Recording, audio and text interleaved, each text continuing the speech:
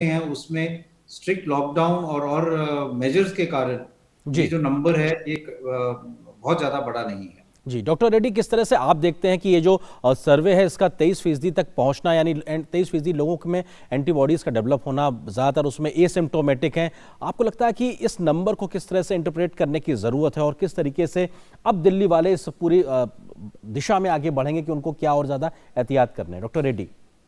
एक चीज़ है कि ये जो इन्फेक्शन रेट है वो जून सेकंड वीक से फोर्थ वीक का रिफ्लेक्शन है, क्योंकि ये 2 हफ्ते का डिले रहता है जो आईजीजी डिटेक्शन में। दूसरा इंफॉर्मेशन इससे मिलता है कि कितना लोग एसिम्टोमेटिक है या माइल्ड सिम्टोमेटिक है। जैसे वो उस टाइम में आप दिल्ली का केसेस देखे तो, पॉजिटिव केसेस देखे तो अराउंड 50 to 60,000 केसेस थे। मगर जब ये 23% कैलकुलेट करते हैं दिल्ली पॉपुलेशन के लिए, एक्स्ट्रापोलेट करें तो ये 40 लाख का पॉपुलेशन होता है। तो इससे मतलब होता है कि बहुत लोग, ऑलमोस्ट 50 से लेकर 100 लोग तक एसिम्टोमेटिक हो या माइल्ड सिम्टोमेटिक हो, कंपैरिजन ए पॉजिटिव केस के हिसाब से। तो वो एक इम्पॉर्टेंट इन्फॉर्मेशन है कि कितना लोग एसिम्टोमेटिक है इन्फेक्शन होने के बावजूद।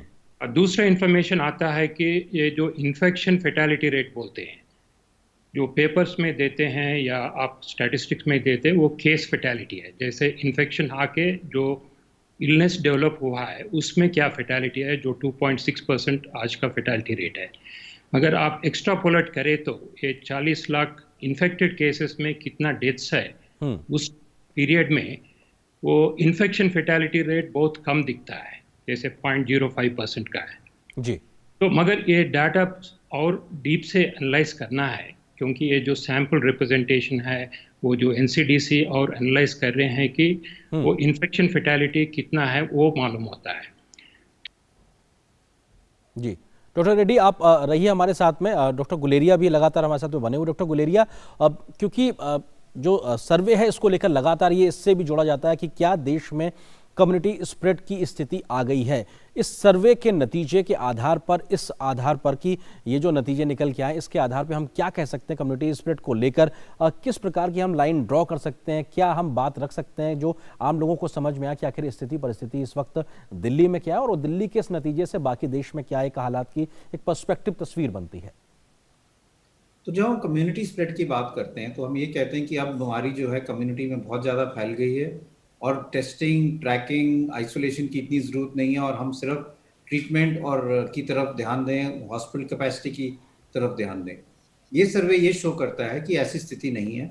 अभी भी बहुत ज़्यादा ऐसे लोग हैं जो ससेप्टेबल हैं और इसलिए कम्युनिटी स्प्रेड उस पॉइंट ऑफ व्यू से नहीं हो रहा। और हमें जो अपनी टेस्टिंग, ट्रैकिंग और आइसोलेशन की जो हमने जो मेथड्स अपनाए हैं वो हमें अभी भी आगे लेके चलने हैं, क्योंकि उससे ही हम आगे लोगों को में इन्फेक्शन को फैलने से रोक सकते हैं। एक और इसमें पॉजिटिव चीज यही है कि हमारे जो लोग हैं इन्होंने माइल्ड डिजीज ज्यादा है और माइल्ड और एसिम्टोमेटिक पेशेंट ज्यादा है, कि कई जो हम एसिम्टोमेटिक कहते हैं वो ऐसे भी हो सकते हैं जिनको थोड़ा सा बुखार, गले में खराश हुई, उन्होंने इसको कोविड नहीं माना, समझा कि ये मौसमी जुकाम नजला है और अपने टेस्ट भी नहीं कराए और ना उनको ऐसे लगा कि ये लक्षण है। तो इसमें एसिम्टोमेटिक या माइल्ड सिम्टोमेटिक दोनों आ सकते हैं, लेकिन इसका यही मतलब है कि जो इन्फेक्शन है वो हमारे देश में इतनी ज्यादा मोर्टेलिटी नहीं कर रही, यूजली माइल्ड है, और जो हमारे केसेस सीवियर वाले हैं वो एक्चुअली बहुत कम है।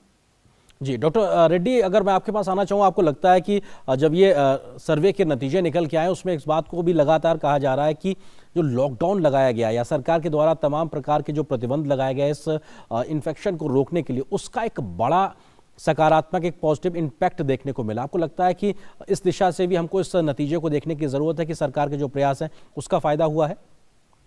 डॉक्टर रेड्डी।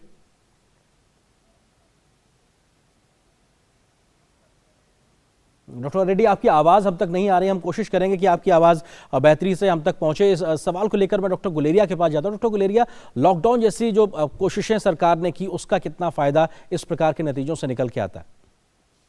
तो लॉकडाउन से बहुत फायदा हुआ है और इससे दो फायदे हुए हैं। एक तो ये जो हम इस सीरो सर्वे से देख रहे हैं कि लॉकडाउन के कारण बीमारी इतनी ज़्यादा फैल नहीं पाई। और हमारे जो दिल्ली में भी सीरो सर्वेलेंस से ये निकला है कि लॉकडाउन से हम उसको कंटेन कर पाए, बहुत ज़्यादा लोगों में इन्फेक्शन नहीं हुआ और ऑलमोस्ट 77% जो लोग हैं वो प्रोटेक्टेड रहे। हम्म। और इससे ये मानना पड़ेगा कि लॉकडाउन से बहुत फायदा हुआ। जी। एक हम जो लॉकडाउन से और फायदा देखते हैं जो इसमें नहीं आता, लेकिन जैसे अगर आप चार्ट देखें तो हमारे केसेस जो हैं पर मिलियन कम है। हम्म। और इसलिए लॉकडाउन के दौरान हमें काफी टाइम मिला, 2 महीने का टाइम मिला, जब हम अपनी हेल्थ केयर फैसिलिटीज को इम्प्रूव कर पाए, चाहे वो कोविड केयर सेंटर हो, कोविड हॉस्पिटल हो, कोविड आईसीयू हो, ऑक्सीजन बेड्स हो। और इसलिए कभी भी ऐसा सिचुएशन नहीं आई दिल्ली में कि एकदम बेड्स की कमी हो जाए। जी। एक दफा ऐसा लगा था कि बहुत ज्यादा बेड्स की जरूरत पड़ेगी, जी। लेकिन क्योंकि बहुत aggressive containment strategies, house to house survey किया गया जी। और लोगों को आइसोलेट किया गया, तो जी। इन्फेक्शन रेट नहीं बढ़ा। बिल्कुल, और कम से कम इस प्रकार के कदमों का बड़ा फायदा मिला। डॉक्टर रेड्डी, एक फाइनल कमेंट आपसे चाहेंगे, आपको लगता है कि दिल्ली जैसे जो हाई डेंसिटी वाले इलाके हैं, यहाँ हुआ सर्वे क्या एक नेशन वाइड भी एक पिक्चर हमको देता है, खासतौर से जो घनी आबादी वाले जो इलाके हैं, मुंबई जैसे शहरों के बारे में, या नेशन वाइड कोई हम इसके लाइन ड्रॉ कर सकते हैं? वही सेम इंटरप्रिटेशन कर सकते हैं। जो मेट्रो सिटीज़ है, बड़े सिटीज़ है, मेरे ख्याल में परसेंटेज इन्फेक्शन वही रेंज में आ जाएगा। मगर जो स्मॉल टाउन्स है, जो विलेजेस है, जो अपना मई का सर्वे रिजल्ट्स आए थे जब 1% इन्फेक्शन रेट था, जी। मगर अब तक कितना फैला हुआ है और कितना फैलने का रिस्क है, वो वहाँ पर भी सर्वे करें तो वो जो भी प्लानिंग है, हम्म। गवर्नमेंट का जो भी प्लानिंग है जी। प्रिपरेशन के लिए, वो अच्छा होगा। जी, बहुत शुक्रिया। फिलहाल वक्त इतनी ही इजाज़त दे रहा है इस विषय पर चर्चा के लिए। डॉक्टर गुलेरिया, आपका हमारे साथ जुड़ने के लिए, डॉक्टर रेड्डी आपका हमारे साथ जुड़ने के लिए, इस विषय पर बात करने के लिए। फिलहाल एक छोटे से ब्रेक के लिए रुकते हैं, लेकिन ब्रेक के उस पार बहुत जल्द हाजिर होंगे तमाम अन्य महत्वपूर्ण खबरों के साथ में। बने रहिए आप DD न्यूज़ के साथ।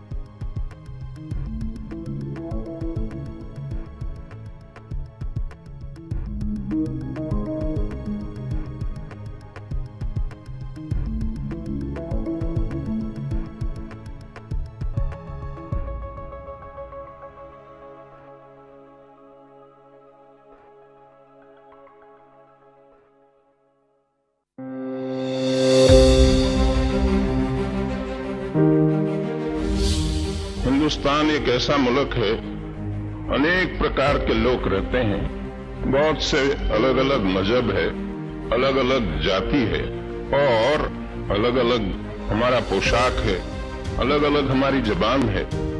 ऐसा कोई मुल्क दुनिया में नहीं है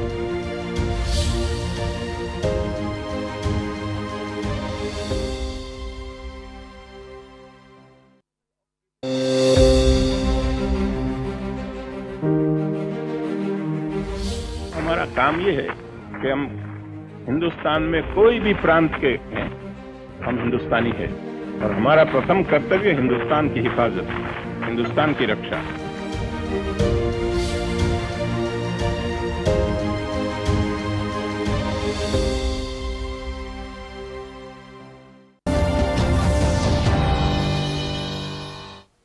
और इस छोटे से ब्रेक के बाद न्यूज़ नाइट में आप सभी का एक बार फिर से स्वागत है। स्वास्थ्य मंत्रालय के ओएसडी राजेश भूषण ने बताया है कि देश में प्रतिदिन प्रति 10 लाख की जनसंख्या पर 180 लोगों की टेस्टिंग हो रही है।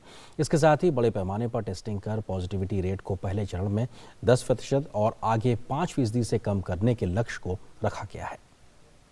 भारत में हम 180 टेस्ट पर डे पर मिलियन पॉपुलेशन कर रहे हैं, लेकिन एक और जो महत्वपूर्ण बात है वो ये है कि ये जो पर मिलियन टेस्ट का मापदंड है, इसको पॉजिटिविटी के साथ जोड़कर देखा जाना चाहिए।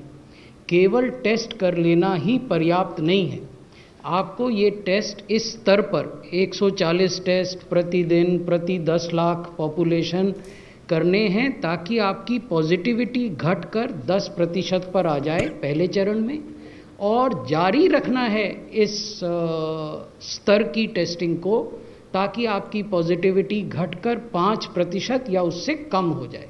So that is the ultimate aim. वहीं नीति आयोग के सदस्य वीके पॉल ने भी बताया है कि एम्स के सहयोग से देश के सभी डॉक्टरों के बीच कोरोना इलाज संबंधी नई जानकारियां और निर्देश को साझा करने के लिए एक प्लेटफॉर्म की शुरुआत की गई है। All India Institute of Medical Sciences ने Ministry of Health and Family Welfare और नीति आयोग के साथ मिलकर एक national clinical grand rounds on कोविड-19 का एक प्रोग्राम शुरू करना है कल से, जिसमें कि उम्मीद यह है कि उस रिमोट और वीडियो सिस्टम के साथ आउटरीच जो होगा वो हम उम्मीद करते हैं कि हर डॉक्टर जो जहां भी है हमारे देश में, बड़े शहर में, छोटे शहर में, कस्बे में, जहां भी वो काम कर रहे हैं, उनका जो बेस्ट प्रैक्टिसेस हैं, एविडेंस बेस्ड ट्रीटमेंट है कोविड-19 की, सीरियस मरीजों की, वो हम उनके सामने प्रस्तुत करें, क्योंकि ये इन्फॉर्मेशन बदलती रहती है। इसलिए एक प्रक्रिया चालू कर रहे हैं कि हम नेशनल ग्रैंड राउंड्स करेंगे, क्लिनिकल बातें करेंगे, और वो जो एक्सेस है वो बड़ी आसानी से हो सकती है। तो कोरोना के खिलाफ लड़ाई के बाद अब बात मौसम के मिजाज की। भारी बारिश से इन दिनों देश के कई जिलों में या कहा जाए राज्यों में कहर बरपाया हुआ है, जिसके चलते कई राज्यों के लाखों लोग प्रभावित हुए हैं। बिहार और असम जैसे राज्य बाढ़ से सबसे ज़्यादा प्रभावित हैं, तो वहीं दिल्ली सरीखे देश के कई शहरी इलाके भी भारी बारिश की मार इन दिनों झेल रहे हैं। देश के कई हिस्सों में बारिश का कहर जारी है। सबसे ज्यादा असर असम और बिहार में देखा जा रहा है। बिहार में सीतामढ़ी, शिवहर, सुपौल, किशनगंज, दरभंगा, मुजफ्फरपुर, गोपालगंज, पूर्वी और पश्चिमी चंपारण में बाढ़ का असर सामान्य जनजीवन पर हो रहा है। वहीं असम में जोरहाट, तेजपुर, गुवाहाटी, ग्वालपाड़ा, धुबरी में ब्रह्मपुत्र और इसकी सहायक नदियां खतरे के निशान से ऊपर बह रही हैं। राज्य के 24 जिलों में 24 लाख लोग अब भी प्रभावित हैं। 2 और लोगों के डूबने से मरने वालों की संख्या 87 हो गई है। भूस्खलन से अब तक 27 लोगों की जान जा चुकी है। पिछले 24 घंटे में बाढ़ की स्थिति में कोई सुधार नहीं है। असम के मुख्यमंत्री सर्बानंद सोनोवाल ने प्रभावित इलाकों का दौरा किया।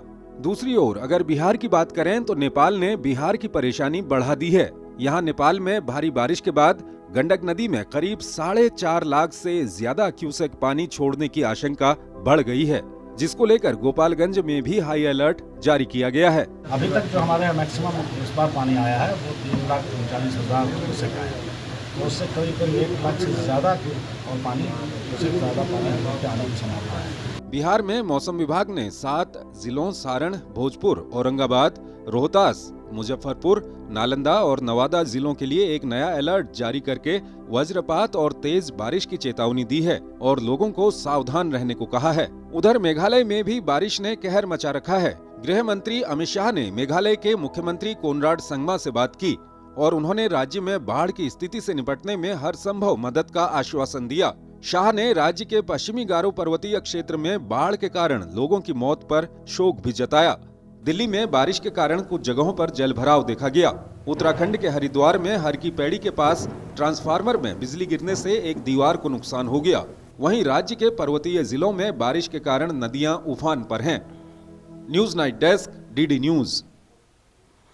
और अब बात राजस्थान की। राजस्थान उच्च न्यायालय ने कांग्रेस के 19 बागी विधायकों द्वारा विधानसभा स्पीकर के नोटिस के खिलाफ दायर याचिका पर फैसला 24 जुलाई तक के लिए सुरक्षित रख लिया है। इसके साथ विधानसभा अध्यक्ष को बागी विधायकों पर किसी भी तरह की कार्रवाई को 24 जुलाई तक स्थगित करने का आग्रह किया गया है, जिसे विधानसभा अध्यक्ष की ओर से स्वीकार कर लिया गया है। गौरतलब है कि पिछले गुरुवार से इस मामले पर सुनवाई चल रही है। मंगलवार दोपहर 12 बजे दोनों पक्षों की ओर से बहस पूरी होने के बाद अदालत ने इस मामले में 3 अन्य स्वतंत्र पक्षकारों को भी सुना।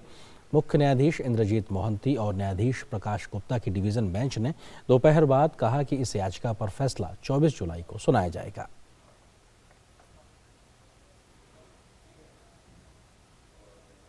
और खबर शिक्षा से जुड़ी हुई। छात्रों को मानसिक स्वास्थ्य और भावनात्मक कल्याण से जुड़ी सलाह देने के लिए मानव संसाधन विकास मंत्री रमेश पोखरियाल निशंक ने मनोदर्पण पहल की आज शुरुआत की है। यह पहल छात्रों, शिक्षकों और अभिभावकों के लिए एक स्थायी मनोसामाजिक सहायता प्रणाली के रूप में काम करेगी। मनोदर्पण की शुरुआत करते हुए मानव संसाधन विकास मंत्री ने कहा कि आत्मनिर्भर भारत अभियान के तहत इस पहल को शुरू किया गया है। उन्होंने कहा कि मनोदर्पण पहले छात्रों, शिक्षकों, अभिभावकों और आम लोगों को ताकत देने के लिए है। निशंक ने कहा है कि मनोदर्पण के तहत छात्र चिकित्सकों और मनोवैज्ञानिकों से संवाद कर सकते हैं। पूरी दुनिया जब कोरोना का महासंकट आया है और उस महासंकट के दौर से गुजरती पूरी दुनिया कहीं न कहीं किसी न किसी परिस्थिति को झेल रही है और ऐसे में स्वाभाविक ही है कि ये जो दबाव है, ये तनाव है, ये जो वातावरण है, ये मनुष्य को परेशान करने के लिए इस समय उपस्थित हुआ है और इसलिए इसके सामने चुनौती के रूप में हमको इसको स्वीकार करना है। ये मनोदर्पण ये आपको ताकत देने के लिए है। मेरे अभिभावक, मेरे छात्र, मेरे अध्यापकगण और आम आदमी ये इससे ताकत ले सकता है, क्योंकि हमारी ये कहावत है, मन के जीते जीत हो, मन के हारे हार। जो व्यक्ति मन से हार गया वो जिंदगी में हार जाता है। जिसका मनोबल बड़ा है वो विपरीत मौत को भी पार कर देता है, विपरीत परिस्थितियों में भी अपना मार्ग निकालता है। और केंद्रीय मंत्री नितिन गडकरी इस वक्त इंडिया आइडिया समिट को संबोधित कर रहे हैं। आइए सुनते हैं। Our shipping are doing excellent job. Total profit coming from the port is 7,000 crore. So it's really a good thing. At the same time, we have completed the waterways. Varanasi to Haldia, 1,380 kilometer waterways have been completed with 4 multimodal hub. Varanasi, Haldia, Sahibganj and Gazipur. Out of which already Varanasi and Sahibganj is inaugurated by the Prime Minister, and both Haldia and Gazipur is in the it is on the process of we will complete the project and we will inaugurate.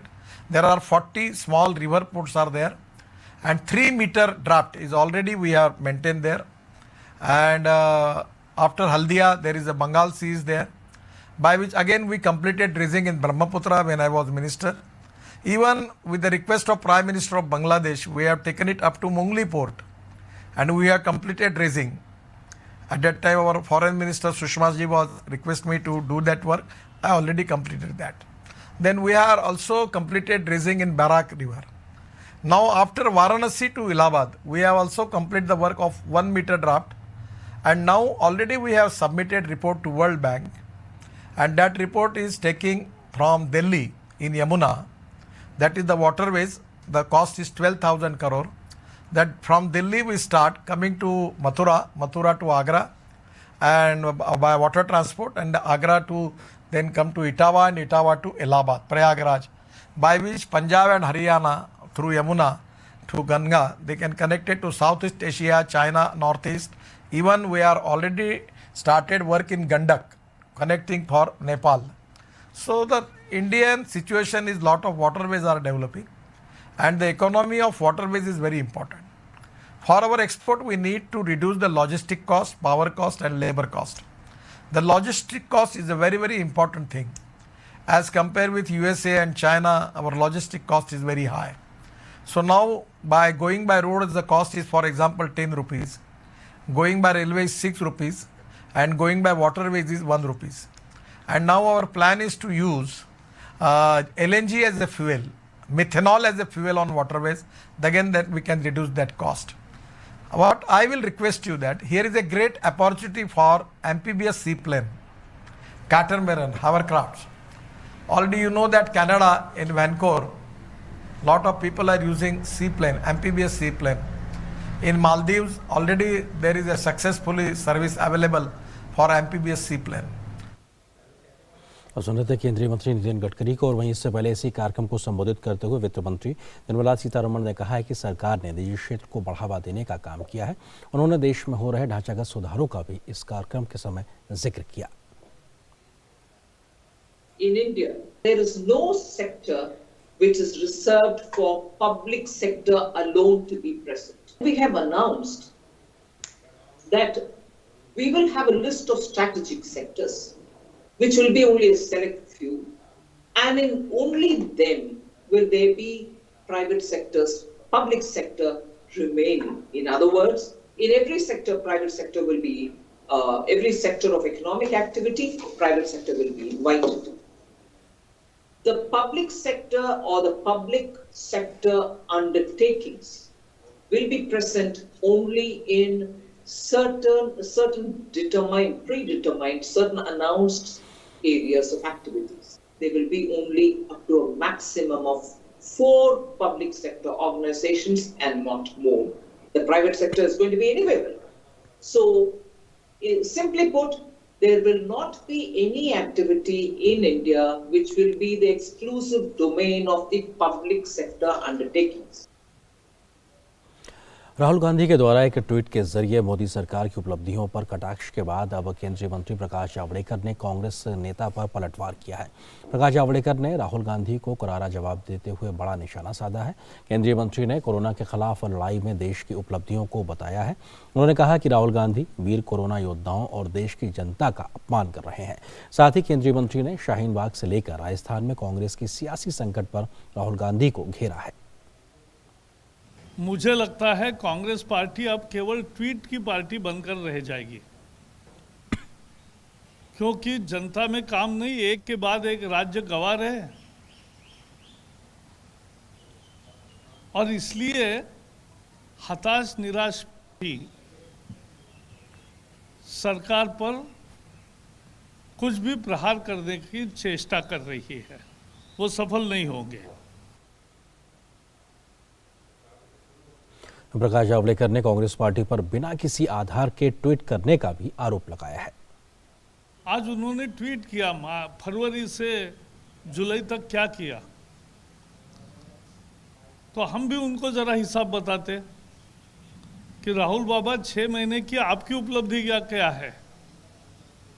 फरवरी में शाहीन बाग और दंगे, मार्च में सिंधिया और मध्य प्रदेश गंवाना, अप्रैल में श्रमिकों को उकसाना, मई में ऐतिहासिक हार की 6ठी वर्षगांठ, जून में चीन की वकालत और जुलाई में राजस्थान में पार्टी तबाह। तो यही आपका काम चल रहा है। मध्य प्रदेश के राज्यपाल और भाजपा के वरिष्ठ नेता लालजी टंडन का लखनऊ में अंतिम संस्कार आज किया गया। रक्षा मंत्री राजनाथ सिंह, उत्तर प्रदेश की राज्यपाल आनंदीबेन पटेल, मुख्यमंत्री योगी आदित्यनाथ समेत तमाम मंत्रियों, वरिष्ठ नेताओं और कार्यकर्ताओं ने उन्हें श्रद्धांजलि अर्पित की। अंतिम संस्कार के मौके पर रक्षा मंत्री राजनाथ सिंह, प्रदेश की राज्यपाल आनंदीबेन पटेल और मुख्यमंत्री योगी आदित्यनाथ के साथ ही प्रदेश के तमाम बड़े नेता और मंत्रीगण भी मौजूद रहे। इस अवसर पर उन्हें गार्ड ऑफ ऑनर दिया गया। उनके निधन पर प्रदेश में 3 दिन के राजकीय शोक का ऐलान किया गया है।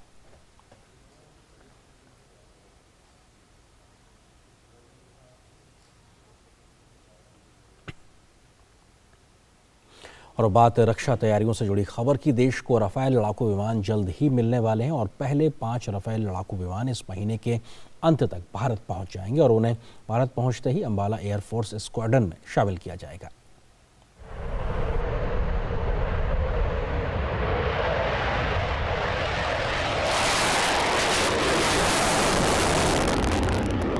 पहले 5 Rafale omni role fighter jet India में आ रहे हैं जुलाई के अंत में और ये एक स्क्वाड्रन में शामिल होकर ऑपरेशनलाइज होंगे अंबाला एयरफोर्स बेस पर।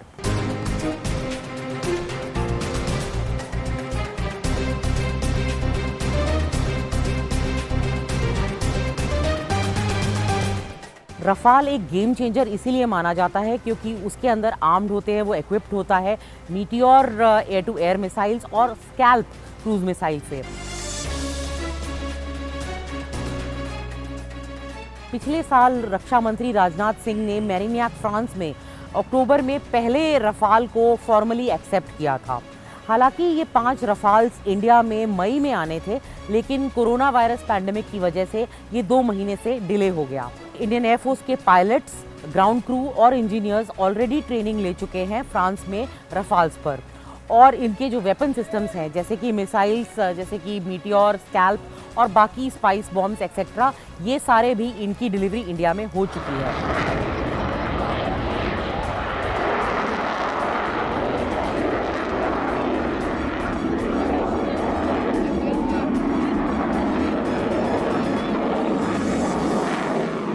पूरा का पूरा जत्था जो है 36 रफाल का कॉन्ट्रैक्ट साइन हुआ था, उसकी पूरी की पूरी डिलीवरी पूरी हो जाएगी अप्रैल 2022 तक। रफाल इसीलिए गेम चेंजर माना जाता है क्योंकि ये इंडिया को एक डिसाइसिव एज देगा दुश्मनों पर, क्योंकि इसके अंदर इंजन के अंदर कैपेबिलिटी है कि ये कोल्ड स्टार्ट कैपेबिलिटी रखता है, यानी कि लद्दाख जैसी हाई एल्टीट्यूड जगह से भी ये टेक ऑफ कर सकता है और इंडिया को एक सिग्निफिकेंट एज देगा औरों से। कैमरा पर्सन सुमित नौडियाल के साथ नई दिल्ली से मैं नंदिता डागर, डीडी न्यूज़ के लिए।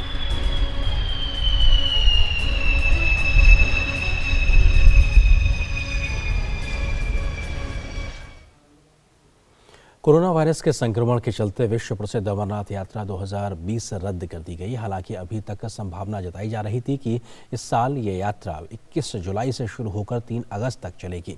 इस बीच शुक्रवार को यात्रा के लिए प्रथम पूजा भी आयोजित की गई। भगवान भोलेनाथ की पवित्र अमरनाथ यात्रा हर साल जून महीने में शुरू होती थी। और इस खबर पर अधिक बातचीत करने के लिए हमारे सहयोगी संवाददाता सलमान काजी हमारे साथ में फोन लाइन पे मौजूद है। सलमान, क्या बड़ी वजह रही जिसकी वजह से क्योंकि इस यात्रा को रद्द करना पड़ा? क्योंकि पहले संभावना थी कि कम दिन ही सही लेकिन यात्रा रहेगी। देखिए, सबसे जो बड़ा रीजन था कि इसको कैंसिल करना पड़ा वो ये था कि जो है कि ट्रांसमिशन ऑफ कोविड-19 और उससे कैसे लड़ा जाए, उसके प्रोटोकॉल्स और उसके SOPs को कैसे रखा जाए। आपको पता होना चाहिए कि जो लेटेस्ट डेटा जो कश्मीर में है वो अराउंड 15,000 केसेस हो चुके हैं यहाँ पे, जिनमें से अभी तक अराउंड 250 डेथ्स भी हुई हैं। तो डेफिनेटली जो आज की जो श्राइन बोर्ड की आज की मीटिंग थी, जो लेफ्टिनेंट गवर्नर हैं वो चेयरमैन हैं श्री अमरनाथ श्राइन बोर्ड के, और उनकी मीटिंग थी जिसमें कि CEO भी थे और जो स्टेट के चीफ सेक्रेटरी BVR सुब्रमण्यम वो भी थे। तो फैसला लिया गया कि जो कोविड-19 है उसके ट्रांसमिशन को देखते हुए और इसकी वजह से प्रिकॉशन के तौर पे इस साल की जो यात्रा है वो नहीं की जाएगी। हालांकि ऑफिशियली इसको इनॉग्रेट किया था 5 जुलाई को। जी सलमान, एक चीज़ समझना चाहते हैं कि क्या जो आरती है उसके लिए कुछ व्यवस्थाएं की गई हैं? उसका भी कुछ लाइव टेलीकास्ट होगा, जो डेली आरती होती है उसको लेकर कुछ व्यवस्थाएं या कुछ भी जानकारी? हाँ, इनफैक्ट अभी तो ये 5 जुलाई से चल रही हैं उसकी आरतियाँ, जिसका लाइव टेलीकास्ट हो रहा है डीडी कशीर पे, जो कि दूरदर्शन की ही चैनल है। हाँ, जो सुबह भी और शाम को भी होता है, मॉर्निंग आरती और शाम की आरती, जो दोनों आरती हैं उनको लाइव दिखाया जा रहा है। तो सारे रिचुअल्स जो हैं वो किए जाएंगे, लेकिन यात्रियों को नहीं आने दिया जाएगा क्योंकि खतरा है कि इससे कोविड-19 फैलेगा, और इसलिए कहा गया कि ये रिचुअल्स किए जाएंगे लेकिन यात्रियों को नहीं आने दिया जाएगा। शुक्रिया सलमान इस बातचीत और अपडेट्स के लिए हमारे साथ जुड़ने के लिए। और अब नजर डालते हैं देश भर की कुछ और महत्वपूर्ण खबरों पर फटाफट अंदाज में। वायुसेना कमांडरों का सम्मेलन 22 से 24 जुलाई को वायुसेना मुख्यालय नई दिल्ली में आयोजित किया जाएगा। इस साल के सम्मेलन का विषय है अगले दशक में भारतीय वायुसेना। रक्षा मंत्री राजनाथ सिंह 22 जुलाई को वायुसेना कमांडरों के सम्मेलन का उद्घाटन करेंगे। सम्मेलन की अध्यक्षता वायुसेना प्रमुख air chief marshal RKS Bhadauria करेंगे। 3 दिवसीय सम्मेलन के दौरान वायुसेना के वर्तमान परिचालन परिदृश्य और तैनाती का जायजा के साथ ही अगले दशक में भारतीय वायुसेना की परिचालन क्षमता बढ़ाने की कार्य योजना पर चर्चा की जाएगी। मंगलवार को रक्षा अनुसंधान और विकास संगठन DRDO ने देश के निजी उद्योग को रक्षा क्षेत्र में आत्मनिर्भर बनाने के लिए 1000 तकनीकी निजी क्षेत्र को हस्तांतरित करने का आंकड़ा पार कर लिया। DRDO के निजी क्षेत्र को आधुनिकतम तकनीक मुहैया कराने से आत्मनिर्भर भारत की दिशा में देश का निजी रक्षा उद्योग तेजी से कदम बढ़ा सकेगा। PMC बैंक घोटाला मामले में दायर याचिका पर दिल्ली हाईकोर्ट ने केंद्र सरकार, दिल्ली सरकार, RBI और PMC बैंक को नोटिस जारी कर 19 अगस्त तक जवाब मांगा है। याचिका में जमाकर्ताओं ने बिना किसी शर्त उन्हें चिकित्सा आपातकाल के मद्देनजर तत्काल 5 लाख रुपए तक निकालने की अनुमति देने की मांग की है। इस घोटाले के सामने आने के बाद कई जमाकर्ताओं द्वारा आत्महत्या करने का मामला भी सामने आया है। CBI ने राजस्थान के मुख्यमंत्री अशोक गहलोत के OSD देवाराम सैनी से SHO विष्णुदत्त बिश्नोई आत्महत्या मामले में पूछताछ की। जयपुर में देवाराम सैनी से CBI की ये पूछताछ करीब 2 घंटे तक चली। सोमवार को इसी मामले में CBI ने कांग्रेस विधायक और ओलंपिक पदक विजेता कृष्णा पुनिया से भी पूछताछ की थी। SHO विष्णुदत्त चूरू जिले के राजगढ़ थाने में तैनात थे। 23 मई को उनका शव उनके आवास से बरामद हुआ था। उन्होंने एक नोट में एक मामले की जांच में राजनीतिक दबाव डाले जाने का जिक्र किया था। केरल में सामने आए सोना तस्करी मामले में NIA की विशेष अदालत ने मुख्य आरोपी स्वप्ना सुरेश और संदीप नायर की हिरासत 24 जुलाई तक बढ़ा दी है। इस बीच NIA ने मामले में एक और आरोपी सरित को हिरासत में लेकर तिरुवनंतपुरम सहित अन्य जगहों पर ले जाकर जांच की है। सीमा शुल्क विभाग ने 5 जुलाई को करीब 15 करोड़ की कीमत वाले 30 किलोग्राम सोने की तस्करी का पर्दाफाश किया था। ये सोना राजनयिक चैनल का इस्तेमाल कर लाया जा रहा था। राजा मानसिंह हत्याकांड में 11 लोग दोषी करार दिए गए हैं। सजा पर फैसला बुधवार को सुनाया जाएगा। राजस्थान के बहुचर्चित और भरतपुर रियासत के राजा मानसिंह हत्याकांड में 3 आरोपियों को बरी कर दिया गया है। 35 साल पुराने इस मुकदमे की सुनवाई के लिए राजा मानसिंह की बेटी दीपा सिंह, उनके पति विजय सिंह मथुरा कोर्ट पहुंचे थे। 21 फरवरी 1985 को भरतपुर के राजा मानसिंह व 2 अन्य की डीग थाना क्षेत्र की पुलिस ने मुठभेड़ कर हत्या कर दी थी। मामले में CBI ने जाँच की थी और सुप्रीम कोर्ट के आदेश पर साल 1990 से मथुरा कोर्ट में सुनवाई चल रही थी। रूस ने इस बात से साफ इनकार किया है कि वो दूसरे देशों के चुनावों में दखल अंदाजी करता है। रूस की ओर से ये बात उस ब्रिटिश संसदीय खुफिया और सुरक्षा समिति की लीक हुई रिपोर्ट के बाद आई है, जिसमें रूस के बारे में कहा गया है कि साल 2014 में स्कॉटलैंड स्वतंत्रता जनमत संग्रह अभियान पूरी तरह से रूस से प्रभावित था। सूडान ने मंगलवार को 1989 में सैन्य तख्तापलट का नेतृत्व करने के आरोप में बेदखल राष्ट्रपति उमर अल-बशीर और उनके कुछ पूर्व सहयोगियों के खिलाफ एक नया मुकदमा शुरू किया। स्टेट टीवी ने बशीर का फुटेज दिखाए बिना ट्रायल का प्रसारण किया। 3 दशक तक सत्ता में रहे बशीर का पिछले साल तख्तापलट हो गया था, जिसके बाद से वो खर्तूम की जेल में है। बशीर के खिलाफ भ्रष्टाचार के अलावा उनके राज्यकाल के दौरान विरोध प्रदर्शन में शामिल लोगों की हत्या के संबंध में भी मुकदमा और जाँच चल रही है। यूक्रेन के पश्चिमी शहर लुत्स्क में मंगलवार को एक व्यक्ति ने एक बस जिसमें 20 लोग सवार थे बंधक बना लिया। पुलिस के मुताबिक बंधक बनाने वाले व्यक्ति ने अपने पास हथियार और विस्फोटक होने की बात कही।